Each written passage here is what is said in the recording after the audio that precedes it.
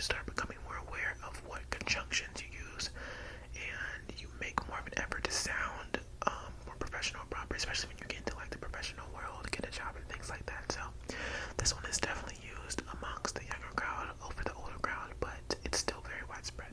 So that's pinna, pinna, pinna, pinna, pinna, pinna, pinna. The next word is deadass. Deadass.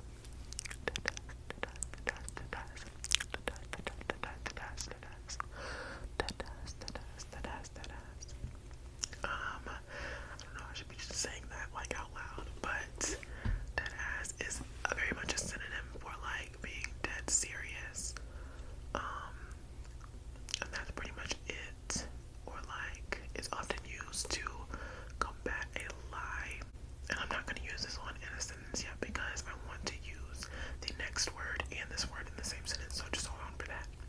But this word, deadass, is highly associated with Black New Yorkers and just like the northeastern New England area in general, but highly like New Yorkers.